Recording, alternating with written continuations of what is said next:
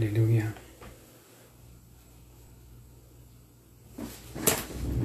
Bonjour vous tous. J'espère que vous allez bien.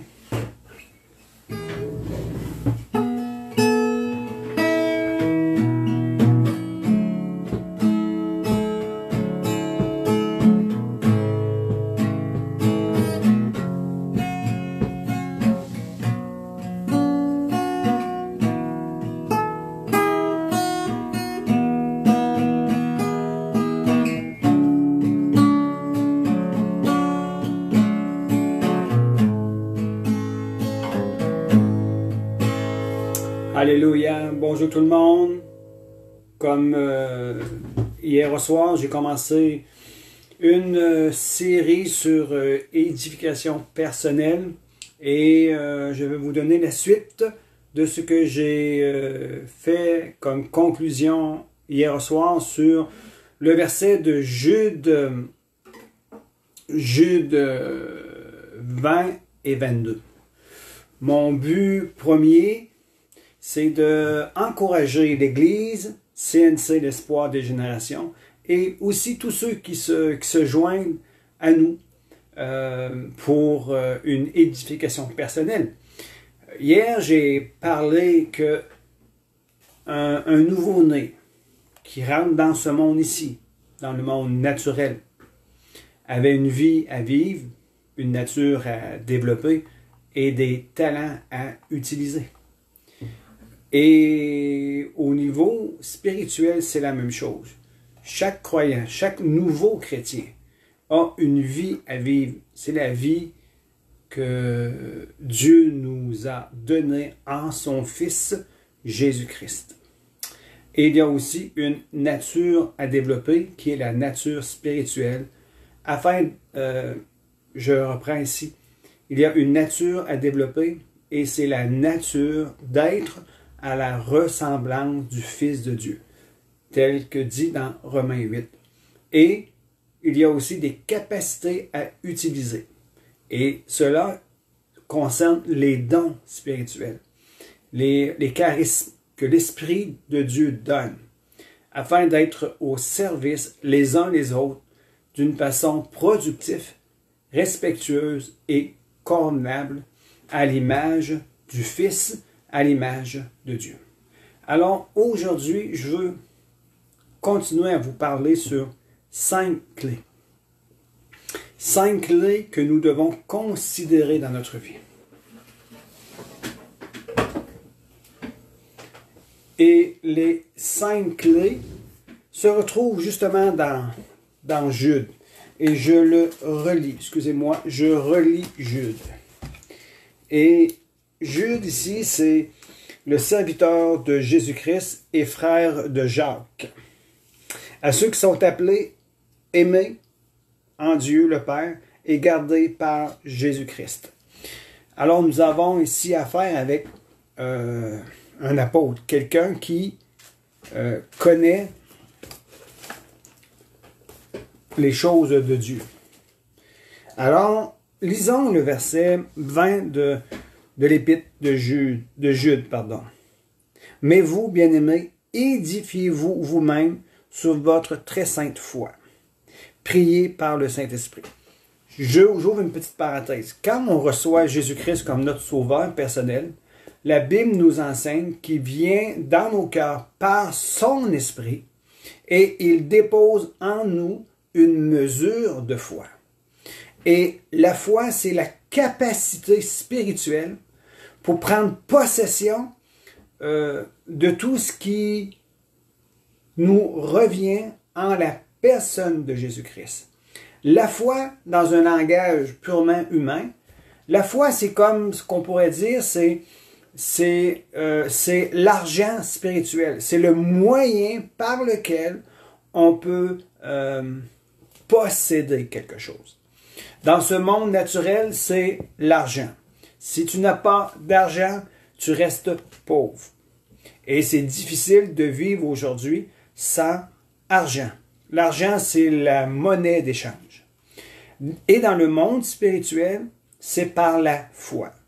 Par le moyen de la foi, nous pouvons grandir nous pouvons vivre une vie de bénédiction en bénédiction, bien que la bénédiction nous est accordée par la grâce qui est en Jésus-Christ, mais sans la foi, il sera impossible d'être agréable à Dieu.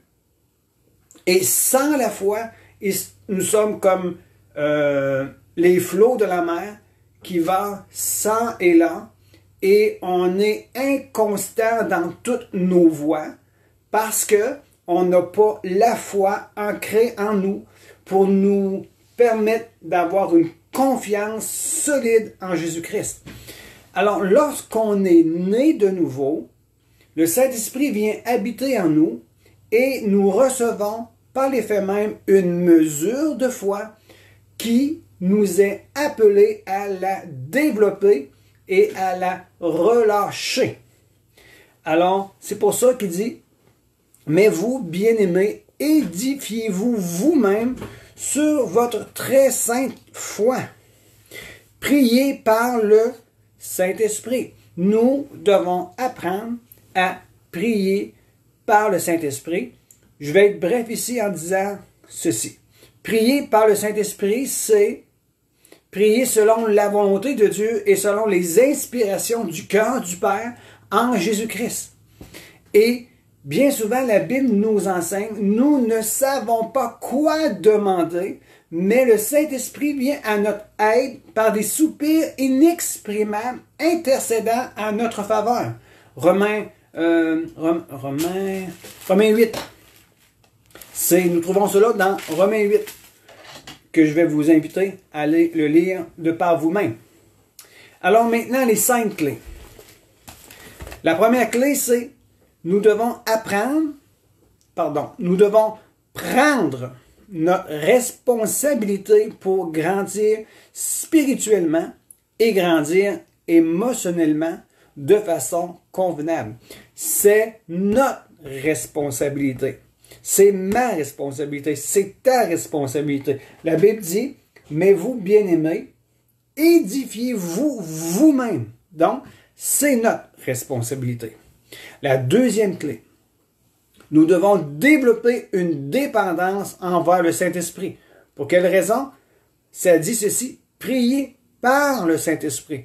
Nous devons être des dépendants du Saint-Esprit, car le Saint-Esprit est le paraclet, le paraclétos, qui a été envoyé, que le Père avait promis et que Jésus nous l'a envoyé. Jésus a dit, il est profitable que je m'en aille, car le Consolateur, le Paraclétos, le Saint-Esprit ne viendra pas. Et le mot Paraclétos signifie celui qui est appelé à se tenir à côté d'eux. Alors, lorsque Jésus est monté vers son Père, que nous l'avons reçu et confessé de notre cœur que nous avions besoin de lui, que Jésus est venu habiter en nous et nous a envoyé qui?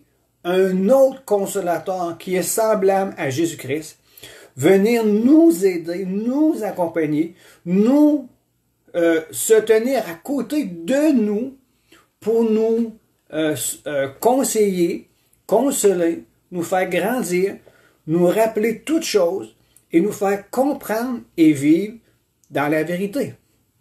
C'est pour cela que je vous dis que la deuxième clé importante, c'est de développer une dépendance envers le Saint-Esprit. Je relis ici toujours le même verset. C'est dit, mais vous, bien-aimés, édifiez-vous vous-même sur votre très sainte foi, priez par le Saint-Esprit. Maintenant, le verset 21, maintenez-vous dans l'amour de Dieu. La troisième clé, c'est nous devons demeurer dans l'amour. La Bible nous enseigne que Dieu est amour. Amour, c'est Dieu. Celui qui a connu Dieu a connu l'amour. Ou bien, il est connu par l'amour de Dieu. Et nous sommes appelés, nous tous qui avons fait l'expérience d'accepter Jésus-Christ comme notre sauveur personnel, de demeurer dans cet amour. Jean 15 nous l'explique très bien. Demeurez dans ma parole. Demeurez dans mon amour.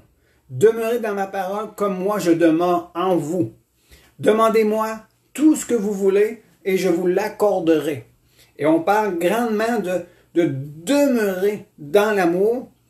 C'est que on peut aussi dire demeurer en Dieu. Amen. Ça, c'est la troisième clé. La quatrième clé, c'est vivre dans une attente, dans la foi, de voir Dieu agir. Allons lire ici. En attendant la miséricorde de notre Seigneur Jésus-Christ pour la vie éternelle. Alors nous devons vivre dans une attente, dans la foi, de voir Dieu agir. Voyez-vous, lorsqu'on s'attend à quelque chose et que la chose à propos n'arrive pas, notre cœur est désappointé. Nous pouvons vivre dans la déception, déprimé, déçu. Et cela, c'est des émotions négatives. Et ça vient détruire notre espoir en nous, notre paix, notre joie. Mais la Bible nous dit ici, et je relis le verset 21, « Maintenez-vous dans l'amour de Dieu en attendant la miséricorde de notre Seigneur Jésus-Christ pour la vie éternelle. » Nous devons vivre dans une attente de voir Dieu agir en notre faveur. D'ailleurs, Jésus a toujours dit, crois seulement et tu seras sauvé. Que veux-tu que je fasse pour toi? Si tu dis de ta bouche quelque chose et que tu y crois, tu le verras s'accomplir. Alors, notre espérance, notre foi, notre amour et notre confiance en Dieu nous fait persévérer tout au long de notre marche chrétienne, à savoir que tôt ou tard, Dieu bénira. Jean 3, le verset 2 de l'apôtre Jean nous dit ceci. Bien-aimé, je souhaite que tu prospères et que tu sois en bonne santé, comme prospère l'état de ton âme. Nous voyons ici un processus, un cheminement. Et nous savons que derrière ce processus-là, Dieu veille. Il a des projets de paix et de bonheur pour chacun d'entre nous, non pas de malheur. Les projets de Dieu sont bons et merveilleux. Toutes les promesses sont oui et amen en Jésus-Christ. Nous devons apprendre à vivre dans une attente, dans la foi, de voir Dieu agir.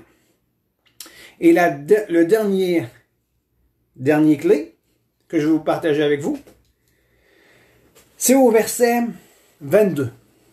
Ça dit, « Ayez pitié des uns de ceux qui doutent. Sauvez-les en les arrachant au feu. Ayez pour les autres une pitié mêlée de crainte, haïssant jusqu'à la tunique, souillée par la chair. » Ici, je fais juste retirer une réflexion. La parole de Dieu nous dit, considère aussi les autres. Dans Romains 12, elle dit, ne pas avoir une opinion trop élevée de nous-mêmes, mais nous devons aussi considérer les autres et même à les voir supérieurs à nous. Pourquoi les voir supérieurs à nous? Pour manifester un cœur et une attitude d'humilité. L'humilité n'est pas de la faiblesse. L'humilité aujourd'hui, dans ce monde, est une force, vraiment une force qui nous garde dans la tranquillité. Alors, l'humilité est une force aujourd'hui. Ce n'est pas une faiblesse. Ceux qui se mettent en colère pour un rien, ceux qui veulent user de de leur supériorité et vouloir écraser les autres, bien souvent, cela est manifesté par une faiblesse. Mais bon, je ne veux pas débattre ici, mais je veux simplement dire ceci. La cinquième clé, c'est de considérer les autres, de regarder les autres supérieurs à nous. Et lorsqu'on les regarde supérieurs à nous, c'est simplement qu'on manifeste de la douceur et de l'humilité dans notre vie et qu'on a du respect vis-à-vis des autres. Alors, je résume les 5 clés. Je relis les 3 versets. Je résume les 5 clés. Et on va se quitter là-dessus pour ce soir. Alors, voici maintenant Jude 20 au verset 23 inclusivement. Mais vous, bien-aimés, édifiez-vous vous-même sur votre très sainte foi. Priez par le Saint-Esprit. Maintenez-vous dans l'amour, en attendant la miséricorde de notre Seigneur Jésus-Christ pour la vie éternelle. Ayez pitié des uns, de ceux qui doutent.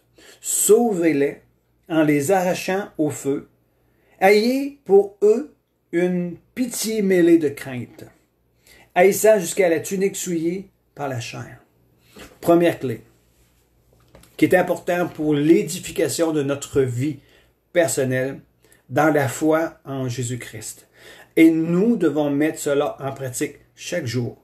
Demander la grâce de Dieu pour mettre cela en pratique chaque jour. C'est important. Première clé. Prendre notre responsabilité pour grandir spirituellement et émotionnellement. C'est notre responsabilité personnelle. Deuxième clé. Développer une dépendance envers le Saint-Esprit. C'est très important. Le troisième. Demeurer dans l'amour. La quatrième. Vivre dans une attente, dans la foi, de voir Dieu agir. Cinquième. Considérer les autres. Amen. Alors, c'était les 5 points, les 5 clés à considérer aujourd'hui pour notre développement, pour une édification personnelle. Seigneur Jésus, je te demande de bénir chaque personne qui a entendu cela et ceux qui vont écouter cela dans le futur. Je te demande, Seigneur, que chaque personne puisse être potentiellement édifiée, capable de soutenir quelqu'un et capable de se laisser reposer sur quelqu'un, d'être pris à charge, de se laisser conseiller, guider, de se laisser former, de se laisser corriger par les hommes et les femmes d'expérience. Et aussi, en retour, de prendre soin de quelqu'un qui en a besoin, afin que l'édification soit équilibrée dans notre vie et dans leur vie.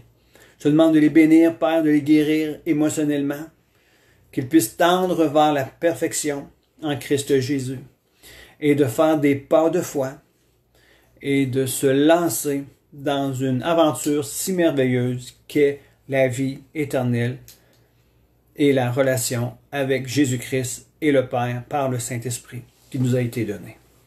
Sur ça, prenez soin de vous et n'oubliez pas, l'Église CNC, l'espoir des générations, elle est présente pour vous aider à grandir, pour vous aider à développer une communion personnelle avec Jésus-Christ, ainsi qu'avec la communauté chrétienne, afin d'aller vers les autres. Ceux et celles qui sont intéressés à avoir des églises maisons dans leur secteur, faites-nous appel. Ce message s'adresse à la Gaspésie et nous sommes là pour vous venir vous supporter, vous encourager. Prenez soin de vous et que Dieu vous bénisse abondamment.